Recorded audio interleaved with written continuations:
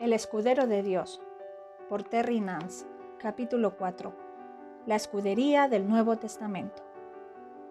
Hasta ahora hemos estudiado el Antiguo Testamento concerniente al tema de la escudería, y claramente hemos definido el deber y papel y servicio del escudero en el Antiguo Testamento. Ahora veamos el papel del escudero a la luz del Nuevo Testamento. El ministerio de la escudería. En la vida de cada cristiano, Dios ha establecido cierto orden de prioridades. Tanto el escudero como la persona a quien éste sirve deben seguir estas prioridades. Si han de vivir una vida cristiana fiel, por orden de importancia, las prioridades son 1. Relación con Dios, 2. Relación con su cónyuge, 3. Relación con los hijos y 4. Empleo o trabajo. La mayor diferencia entre la escudería en el Antiguo y en el Nuevo Testamento es que en los días del Antiguo Testamento el deber de un escudero era la primera prioridad. En el Nuevo Testamento es la cuarta prioridad. Esto no significa que el escudero de hoy sea menos responsable, pues su posición es asignada por Dios y él debe cumplir con su deber.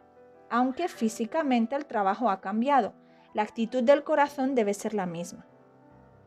La posición de un escudero no es de corta duración, más bien Dios le llama a una posición devota y leal.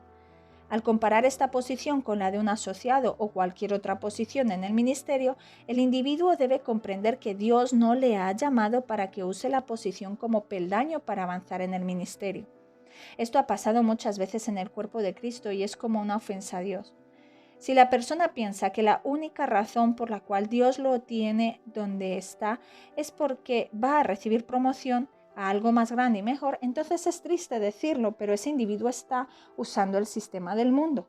Este individuo dice, cualquiera que me ofrezca más dinero o autoridad recibirá mis servicios. ¿En algún momento le has preguntado a Dios si la posición en la cual te encuentras es la que Él ha escogido para ti?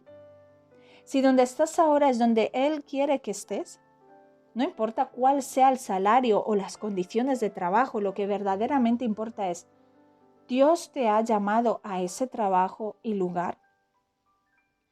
Mientras servía a mi pastor, tuve 2 oportunidades de pastorear otras iglesias. Ambas eran buenas iglesias y en aquel tiempo que se me hizo la oferta, el pago era mejor que el que recibía donde estoy. Hubiera sido pastor en vez de asociado. Si yo hubiese operado en el sistema mundano, habría aprovechado la oportunidad de avance. Pero el reino de Dios no opera de esta manera. Yo sé que estoy ocupando la posición escogida por Dios para mí. Yo oro de la siguiente manera cuando personas nuevas se unen como empleados en nuestra iglesia. Señor, envíame las personas que han sido escogidas por ti. A menos que las personas sean llamadas y enviadas por el Señor, no las aceptes. Yo comprendo que hay momentos en que Dios separa a una persona de la posición que ocupa.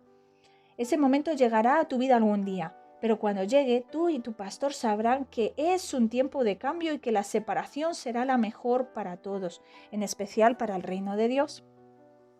En la pared de mi oficina tengo una placa que dice así: florece donde eres sembrado. Yo creo y practico ese principio, que está basado en la palabra de Dios. Mi vida es un testimonio de que la palabra de Dios funciona. Como escudero debemos ser fieles en el lugar donde Dios nos ha sembrado. Deja que Dios te exalte y te dé promoción donde estás. Si eres diligente, fiel, humilde y motivado por un corazón de servidor, encontrarás los principios de la palabra de Dios trabajando en ti. La Biblia nos dice: humillaos pues bajo la poderosa mano de Dios para que Él os exalte cuando fuere tiempo. Primera de Pedro 5:6. Yo sé con toda certeza que si Dios alguna vez dice que es tiempo que yo deje mi posición y que ocupe otra, Dios lo pondrá tanto en mi corazón como en el del pastor. El escudero fiel. A modo de ilustración, quisiera compartir contigo una historia interesante de un escudero fiel. Hace ya algún tiempo mi pastor, Happy Caldwell, de la iglesia Agape en Little Rock, Arkansas, se reunió con el equipo de las cruzadas de Billy Graham, quienes estaban planeando una serie de servicios en nuestra ciudad. El coordinador de la cruzada comenzó haciendo el comentario de que él era el que menos tiempo llevaba con Billy Graham entre todos sus otros ministros. «Solo tengo 23 años con Billy», dijo él. Cuando yo escuché esto, quedé asombrado. En los círculos carismáticos predicamos fidelidad y permanencia, pero el equipo de las cruzadas de Billy Graham lo vive.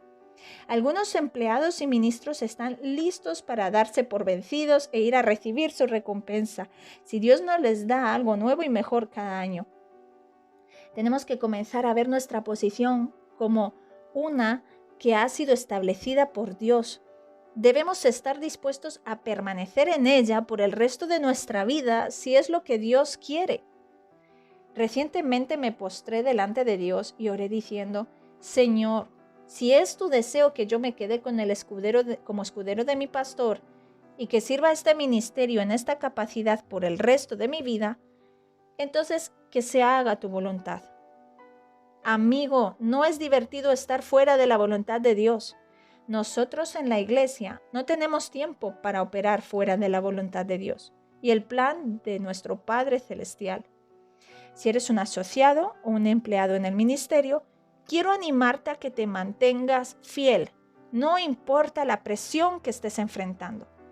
Francamente, debo admitir que hubo momentos en que quise dejarlo todo y decirle a Dios: esto es muy difícil, esto no es justo. Un día Jesús me habló y me dijo que simplemente me estaba pidiendo que hiciera lo mismo que Él había hecho en la tierra. Jesús realizó el deseo de su Padre y no el suyo. Él no nos está pidiendo que hagamos algo que Él mismo no ha hecho. En este momento de mi vida estoy haciendo más de lo que jamás he hecho para Dios. A la edad de 33 años he viajado a otros países y he hecho cosas que siempre he soñado. Yo creo que todo esto ha ocurrido porque he permanecido donde Dios me ha llamado. En mi oficina yo quedo de espaldas a una vista de una montaña muy bonita y un día un hombre entró en mi oficina e hizo el siguiente comentario. Bueno, dijo él mientras entraba, ¿cómo se siente ser un gran hombre con un gran escritorio, sillas de cuero y una vista como la que tienes? Gracias al Señor que yo estaba de buen humor cuando él dijo esto. La gente no tiene idea de lo que ha costado llegar a este lugar. Cualquier ministro podrá entender cómo yo me sentía. Si tú no eres un ministro, te diré cómo se siente. Me siento exactamente igual que en 1979, cuando yo tenía una oficina con alfombra verde olivo, un escritorio sobrante del ejército y una ventana pequeña con vista al respaldo de una farmacia. Y yo me quejé. Cielos, no. El pastor Cadwell tenía una puerta sobre los gabinetes de archivar como escritorio. Yo saltaba de alegría solo con el hecho de poder decirle a la gente: pasé a mi oficina.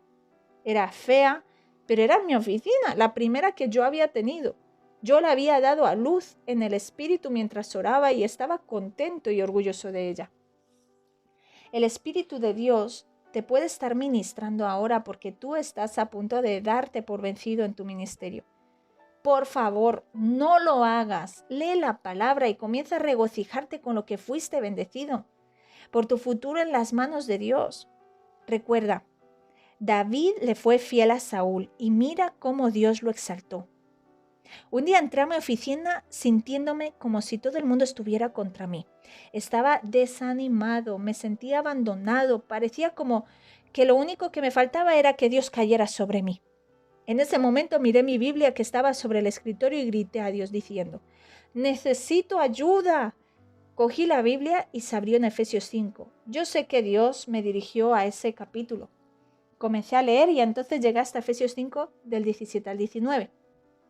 Que dice: por tanto, no seáis insensatos, sino entendidos de cuál sea la buena voluntad del Señor. No os embriaguéis con vino, en lo cual hay disolución. Antes bien, sed llenos del Espíritu, hablando entre vosotros con salmos, con himnos y cánticos espirituales, cantando y alabando al Señor en vuestros corazones. Mientras leía esta porción, el Señor iluminó la palabra hablando. Hay una versión en inglés que dice: haciendo melodías en vuestros corazones al Señor. Hijo, dijo él, un piano toca una música hermosa solo cuando alguien se sienta delante de él y lo toca. El gozo, la paz y la seguridad que necesitas están en ti. Él continuó diciendo: pero tú tienes que hacer que la melodía salga de ti. Levántate y danza delante de mí. Yo no quería hacerlo, ni me sentía con deseos de danzar, pero lo hice por fe.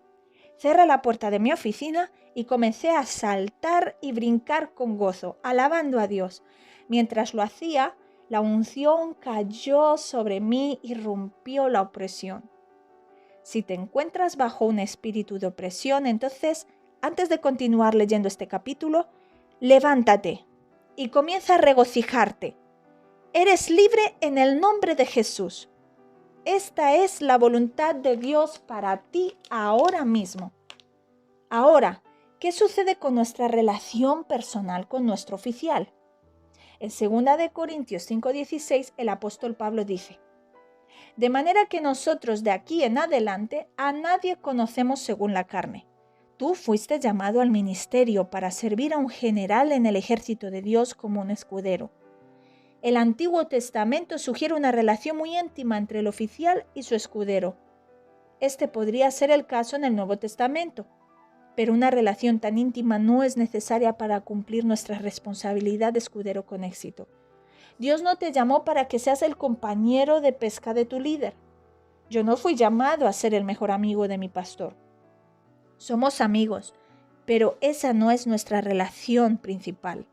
Nunca debemos pretender tener el derecho de saber o ser parte de la familia o vida privada de nuestro oficial. Proverbios 25:6-7 dice: no te alabes delante del rey, ni estés en el lugar de los grandes, porque mejor es que se te diga, sube acá, y no que seas humillado delante del príncipe a quien han mirado tus ojos. Admitiré que cierta relación personal es inevitable, pero el papel principal del escudero no es de amigo personal. La razón principal de un escudero es destrozar la fortaleza de Satanás sobre su pastor, iglesia y ciudad. No te sientas ofendido si tu pastor no te invita a cenar todos los viernes. Tu meta no es acercarte al pastor, sino acercarte a Jesús y hacer guerra en el Espíritu. El servicio de un escudero. En el Antiguo Testamento, la función principal de un escudero estaba relacionada directamente con el combate. Este requisito no ha cambiado entre el Antiguo y el Nuevo Testamento. Lo que ha cambiado es el tipo de combate que hace el escudero del Nuevo Testamento al servir a su líder. En Efesios 6:12 dice: porque no tenemos lucha contra sangre y carne, sino contra principados, contra potestades, contra los gobernadores de la tiniebla de este siglo, contra huestes espirituales de maldad en las regiones celestes. En esta escritura vemos claramente que no estamos luchando contra los filisteos, contra carne y sangre, sino contra poderes demoníacos. Dios llama a hombres y mujeres a realizar tareas maravillosas para Él. Predicar la palabra de Dios a todas las naciones no es cosa pequeña. Es imposible que una persona lo realice sola. Ahí es donde entra el cuerpo de Cristo. Dios pondrá su visión dentro de una persona y su unción para que la cumpla.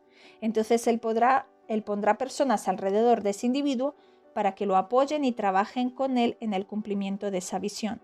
El Señor comenzará enviando ministros llamados por Él para que asistan al hombre de Dios y para que tomen de su espíritu sobre ellos. Estas personas actúan como escuderos. Su función es quitar un poco de peso al oficial y ayudarlo a impartir su visión a los demás. He oído a predicadores referirse a sus asociados como plato de segunda mesa. Tengo varias preguntas que hacerle a los que piensan de esta manera. ¿Fue Josué plato de segunda mesa para Moisés? ¿Fue Eliseo plato de segunda mesa para Elías? ¿Será la nariz menos importante que los ojos y el pie menos que la mano? Si habías considerado el ministerio de asociado de esta forma, espero que tu forma de pensar haya cambiado. No hay platos de segunda mesa en el cuerpo de Cristo. En 1 Corintios 12:23 dice: y aquellos del cuerpo que nos parecen menos dignos, a estos vestimos más dignamente, y los que en nosotros son menos decorosos, se tratan con más decoro. Si alguien cree que por ocupar la posición de pastor, profeta, evangelista o maestro es mejor que el resto del cuerpo de Cristo, entonces que se prepare para ser humillado, porque eso es orgullo y la destrucción lo espera a la vuelta de la esquina. Confío en que tú nunca caigas en esa forma engañosa de pensar. Los escuderos llamados por Dios están para apoyar al líder y ayudarlo a realizar la visión de Dios que le ha dado. Un día le dije a mi pastor que yo lo respaldaba, que estaba detrás de él. Él se detuvo y dijo: no, tú estás a mi lado.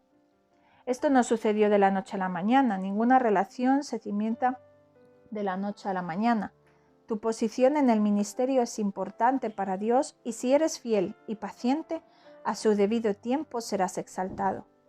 Deuteronomio 32:30 dice: ¿Cómo podría perseguir uno a 1000 y 2 hacer huir a 10.000? Como puedes ver, contigo a su lado tu oficial es 10 veces más poderoso que solo.